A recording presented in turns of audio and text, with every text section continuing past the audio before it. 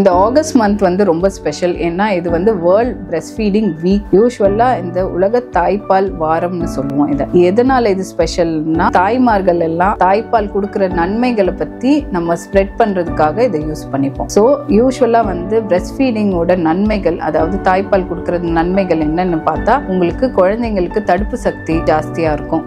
ரெண்டாவது விஷயம், குழந்தைங்களுக்கு வந்து வேற நோய்கள் எல்லாம் வராம, டயரியா, ஆஸ்மா எல்லாம் ஃபியூச்சரில் வராமல் ப்ரிவெண்ட் பண்ணும்.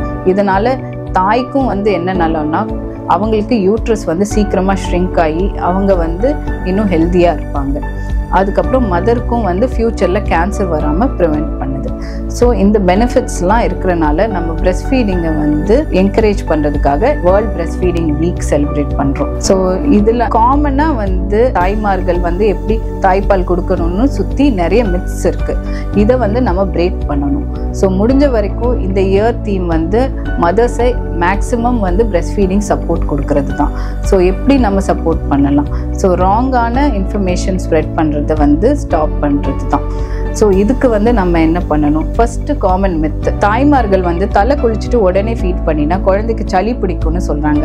அந்த மாதிரி கிடையாது. தாயோட அவங்களுக்கு சளி இருந்தா, இல்லை வீட்டில் யாருக்காவது சளி இருந்தால் தான் குழந்தைக்கு சளி வரும். தாய்ப்பால் கொடுக்கறனால சளி பரவாது. ரெண்டாவது விஷயம், தாய்மார்கள் வந்து சாப்பிட்ற உணவுனால குழந்தைக்கு கேஸ் இல்லை வயிற்று வலி வருதுன்னு சொல்றாங்க.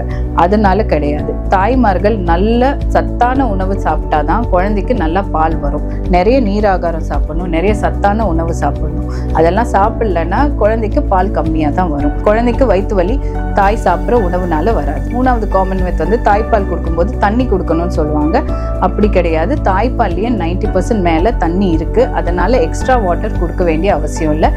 6 மாதம் வரைக்கும் தாய்ப்பால் மட்டுமே கொடுத்தா போதும். முடிஞ்ச வரைக்கும் எல்லா ஃபேமிலி மெம்பர்ஸும் சேர்ந்து மதர் வந்து குழந்தைக்கு தாய்ப்பால் கொடுக்கறதுக்கு மேக்ஸிமம் என்கரேஜ் பண்ணணும்.